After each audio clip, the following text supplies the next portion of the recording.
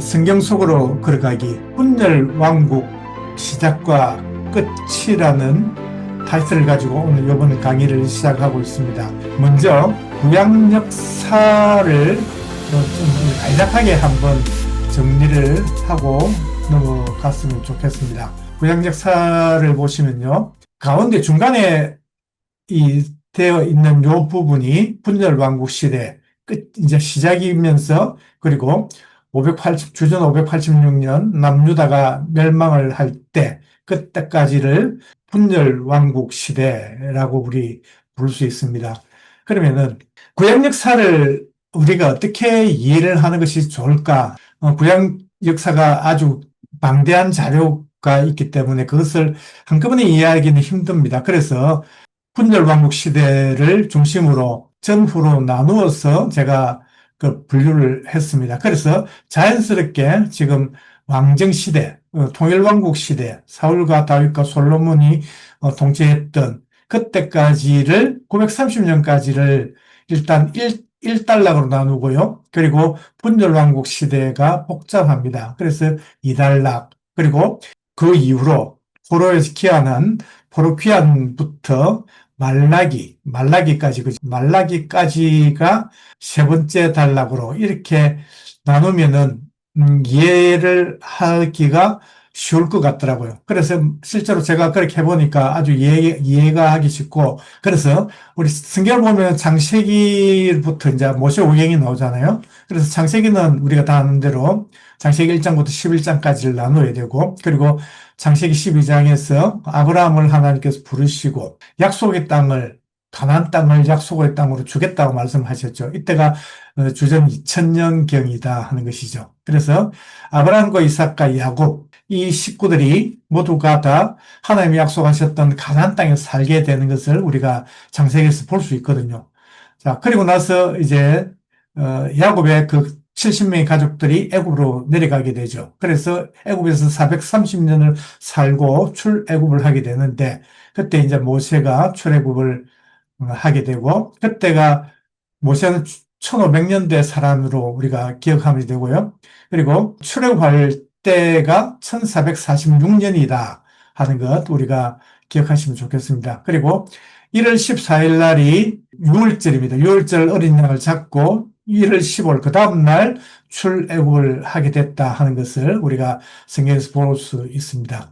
그리고 시내산으로 오게 되죠. 그래서 출애굽한 이스라엘 백성들이 출애굽기 19장 1절 보시면은 그 시내산에 도착했을 때가 3개월이 되던 날이라면서 이렇게 도착을 하게 되죠. 그래서 약 1년 가까이 한 11개월 정도를 시내산 머물면서 레위기와 레위기 율법과 그리고 십계명 돌판 하나님께서 또 그리고 성막을 만들게 하셨죠. 그래서 시내산에서 끝을 내고 그리고 이제 민수기가 되는데 그때가 민수기가 시작되는 것이 2년 2월 20일이었거든요. 그래서 하나님의 구름이 어브롬에 이제 가나안 땅을 향해서 출발하게 되는데 그때 가면서 이제 민수기를 우리가 보게 됩니다. 그리고 민수기 40년을 지내고 모압 평지에 왔을 때 이때가 40년이 지났을 때거든요. 그때 모세가 하나님의 명령을 거듭 명령한다. 세 번의 설교를 통해서 하나님의 말씀을 전하게 되죠. 그래서 그것을 신명이라 한다. 그러하는 것이죠. 자, 이때가 40년이 지났기 때문에 1406년입니다. 그리고 나서 이제 여호수아가 지도자가 되어가지고 가나안 정복 전쟁을 하게 되잖아요. 그래서 여호수아가 죽었던 1390년입니다. 그래서 한 16년 동안 가나안 정복 전쟁을 하게 되고, 그리고 나서 여호수아가 죽고, 그리고 나서 첫 번째 왕으로 사울이 세워지게 되는데 왕정 시대가 시작이 됩니다. 여호수아가 죽고, 그리고 왕정 시대가 시작되는 1050년, 이때까지를 사사시대, 사사기, 룻기가 그 배경이 돼가 있단 말이죠. 그래서 그 기간을 따지면 한 340년, 350년 정도 된다 하는 것, 우리 참고적으로 아시면 되겠고, 그리고 여기 보면은 사무엘상을 보시면요. 삼상을 보시면은 제일 처음에는 엘리 제사장이 나오잖아요. 엘리 제사장이 나오고 뒤에는 이제 사무엘이 나오는데 사무엘 시대가 나오는데 사무엘이 사무엘로 인해서 사울에게 기름을 붓게 되고 다윗에게 기름을 붓게 된단 말이죠. 그래서 사무엘이 활동하던 지도자가 되어가 활동하던 그때는 사무엘 상이 배경이지만은 이때는 다 사사시대에 들어간다 하는 것 우리가 아셔야 된다는 거죠. 그래서 사울이 왕으로 기름을 부음 받고 그리고 본격적으로 활동을 할 때 40년 동안 이제 통치를 하게 될 때 그때부터 이제 왕정 시대가 시작됐다는 거죠. 그래서 사울과 다윗과 솔로몬이 각각 40년씩 이렇게 120년을 통일 왕국 시대라 한다. 우리가 그렇게 정리할 수 있겠습니다. 자, 그러고 나서 우리가 다윗에 대해서는 너무 잘 알고 있는 거고, 그리고 솔로몬 때 제일 첫 번째 성전을 짓게 되죠. 그래서 7년 만에 완공을 하게 되는데 솔로몬이 즉위한 지 4년을 지나고 그 건축을 하게 되죠. 그렇기 때문에 그 연도를 따지면 959년에 이제 완공이 되었을 것이다. 그렇게 보면 됩니다. 그리고 이 솔로몬 때 세워졌던 성전이 언제 무너지는가 하면은 586년, 주전 586년 남유다 예루살렘이 멸망할 때 바벨론에 의해서 완전히 파괴가 되는 것을 우리가 보게 되거든요. 그리고 나서 성전은 두 번째 성전은 스룹바벨, 호로키안에서 스룹바벨이 돌아와서 그리고 나서 성전 건축을 하게 되고 이제 하는 것을 우리가 보게 된다는 것이죠. 이제 분열왕국 시대가 시작이 됩니다. 그래서 솔로몬의 아들이었던 르호보암과 쪽에는 열 지파를 거느리고 여로보암이 왕이 되고 그리고 남쪽에는 유다와 베냐민 지파 두 지파만 거느리고 그 분열이 됐다 하는 거죠. 그래서 이제 쭉 이렇게 역사가 진행되어 갑니다. 그래서 북쪽은 북쪽대로 남쪽은 남쪽대로 많은 왕들이 세워지는데 남쪽은 20명의 왕이 세워지고 북쪽은 19명의 왕이 세워지게 되죠.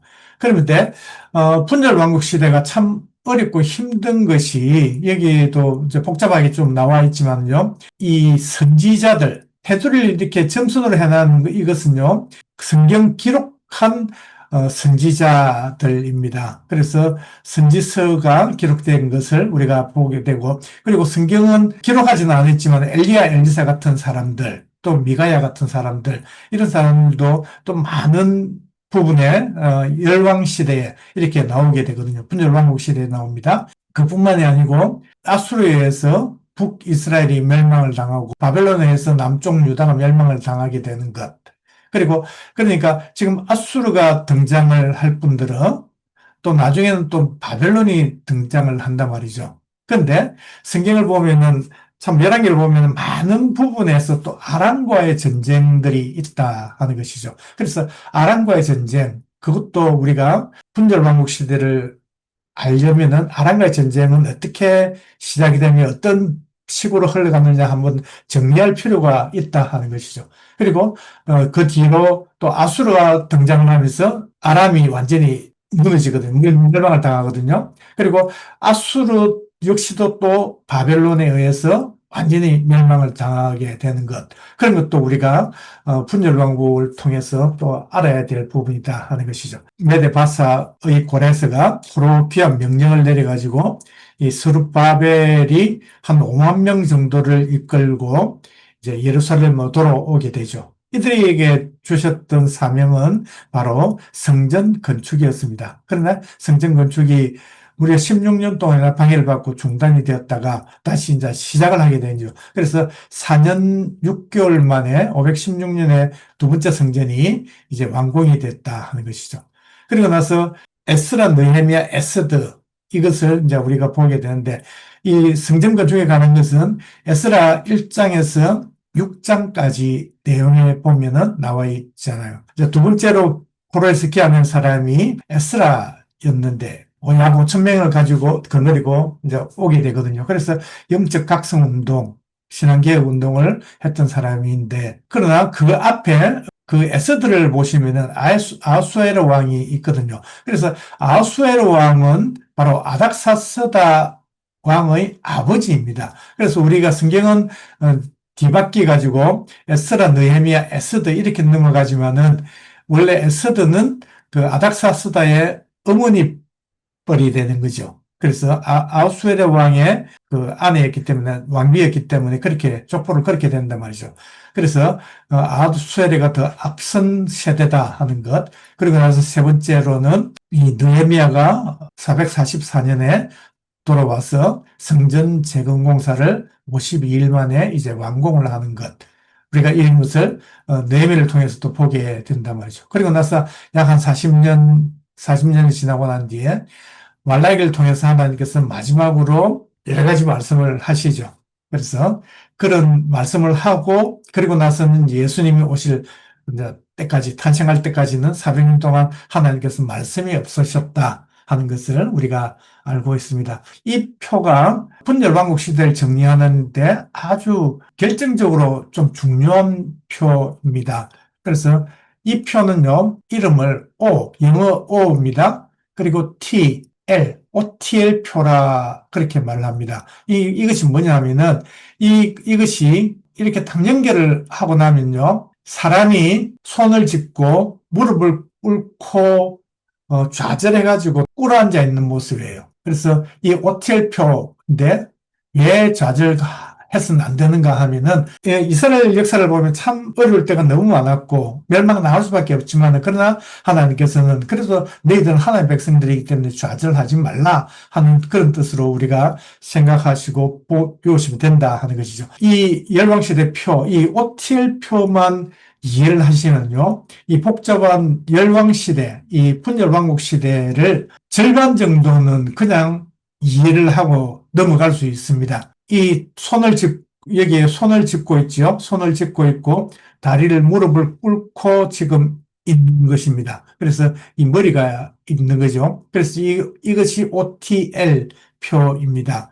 그래서 이제 머리는 이제 솔로몬이 되겠죠. 솔로몬이 되고 위에는 북쪽에 19명의 왕들이 역사가 지나가게 되고 남쪽 유다에는 20명의 왕들이 이렇게 다 있습니다. 그래서 이 손을 짚고 있는 것은요. 남과 북은 지금 나눠져 가지고 적대적인 상태잖아요. 그죠? 유일하게 이 손을 짚고 있으면서 이것이 평화의 시대.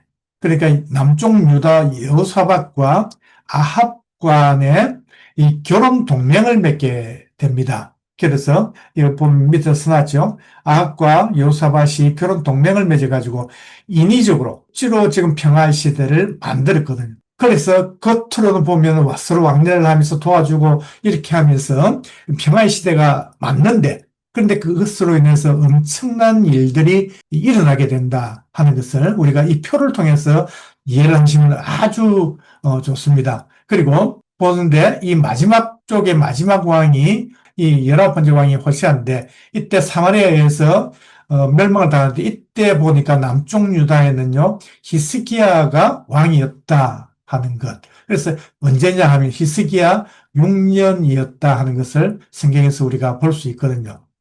그리고 여기에 보면은 작은 점을 제가 진한 점을 이렇게 찍어놨습니다. 이것이 9개인데요. 여기 오른쪽 편에 보시면은 이 까만 점이 뭔가 하면은 반역으로 세운 왕조입니다. 왕조란 표현이 적어도 2명 이상이 대를 이어서 진행이 될 따라야만 왕조라는 것을 할 수 있는데, 그런데 한 번으로도 일단 우리가 그렇게 알고 있고 그렇게 이해를 하시면 된다 하는 거죠. 그래서 9번이 반역이 일어나가지고 북쪽은 반역이 일어나면 자기가 왕이 되는 거예요. 밑에 보면요. 여보시오, 예, 삶은 배가 좋아요. 이렇게만 외우시면요. 이것을 우리가 다 외울 수가 있는 겁니다. 그리고 나서 인도도 제가 어느 정도는 찾아가지고 비슷하게 맞추어 놨습니다. 그래서 분열왕국이 시작됐을 때가 930년, 주전 930년.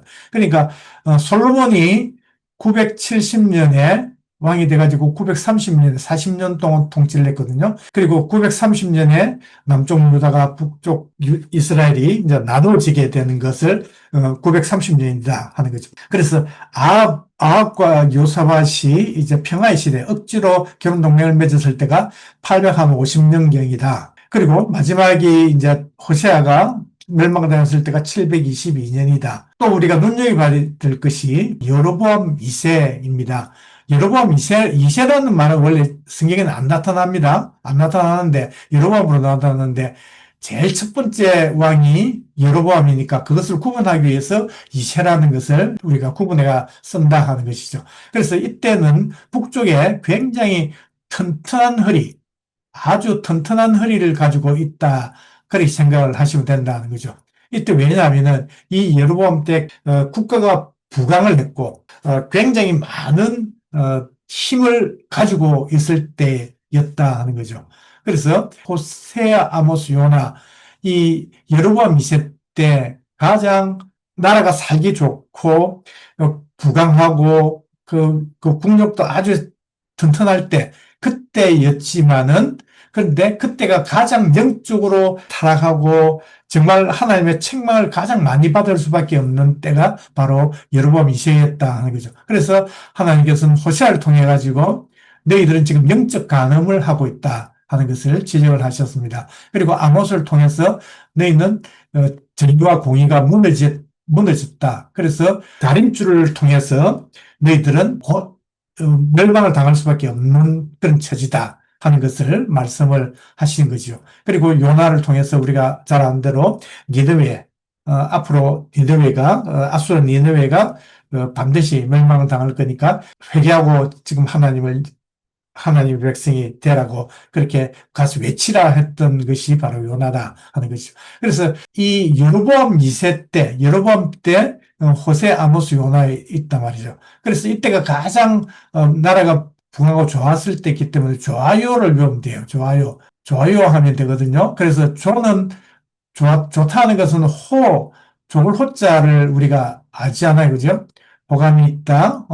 그래서 호인이다 하는 건 할 때. 그래서 호아요 이렇게 외우시면 된단 말이죠. 그래서 호세아, 아모스, 요나 이렇게 하면은 북쪽이 이스라엘의 세 명의 선지서가 있는데 그것을 우리가 바로 외울 수 있다 하는 것이죠. 그리고 남쪽에는 보면요. 여호사밧이 북쪽 아합과 같이 결혼 동맹을 해가지고 그렇게 결혼을 시켰는데 남북이 평화를 만들었는데 그때 이 남쪽에는 여호람이 여호사밧의 아들입니다. 그리고 여기 있는 아달랴가 아합의 딸이에요. 그래서 이 결혼을 하게 됨으로써 여호람과 아달랴 사이에 아시아가 아들을 낳은 거죠. 그래서 요람도 죽고 아시아도 죽고 그리고 나니까 이 아달랴가 아시아의 아들들, 손주들을 모두 다 죽이고 자기가 스스로 왕이 되었다는 거죠.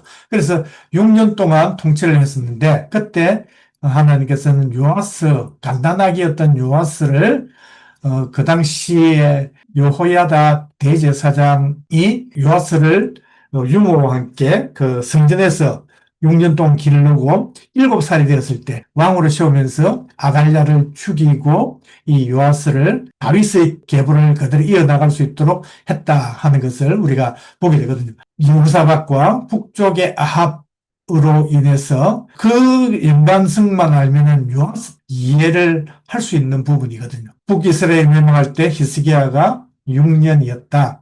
그리고 요아스 때는 이제 요엘입니다. 요엘 선지자가 있습니다. 그리고 히스기야 때 우리가 이사야 선지서를 읽어보면 히스기야가 등장을 하잖아요. 그리고 그 아버지 아하스도 나오거든요. 히스기야 때 이사야가 사역을 했더라 하는 거죠. 그래서 우시아가 죽던 해부터 그 머나세 때까지 이때까지 머나세에 의해서 이사야가 죽었다고 지금 전해지고 있으니까 그래서 그 이사야를 미가가 있습니다. 내가 밀어줄까? 믿까? 이런 식으로 이제 외우면 이 사람을 외울 수 있다 하는 것이죠.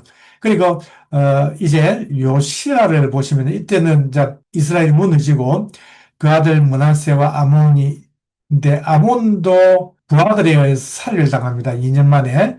그래서 그런지 요시아는 8살에 왕이 되죠. 8살에 왕이 돼가지고 요아스는 7살에 왕이 되었고 요시아는 8살에 왕이 됩니다. 그리고 비슷하게 우리가 참 이름을 자꾸 헷갈려가지고 구분하기 힘든데 요시아는요 16번째 왕이거든요. 그래서 이때는 유다 말기입니다. 이제 유다 멸망할 때까지 같이 이제 연결되는 것이 우리가 볼 수 있는 것이 요시야 때이다 하는 거죠. 그래서 요시야 때 오빠가 나스바, 이 오바댜 나움 스바냐 선지서가 있다. 오빠가 나스바. 요야김은 하박국인데 호박국을 좋아하는 요야김이다 하는 것. 그리고 다니엘은 1차 포로에 잡혀간 사람이고 에스겔은 2차 포로로 잡혀갔던 사람이거든요. 요야김 당시에 이제 1차 침공과 2차 침공 이런 것이 지금 연계돼가 나오거든요. 그리고 시드기야 때는 예레미야와 마지막 애가까지 예레미야는 사역을 요시야 때부터 유대 멸망할 때까지 이때까지를 다 사역을 나가는 것을 이제 보게 된다 하는 것이죠.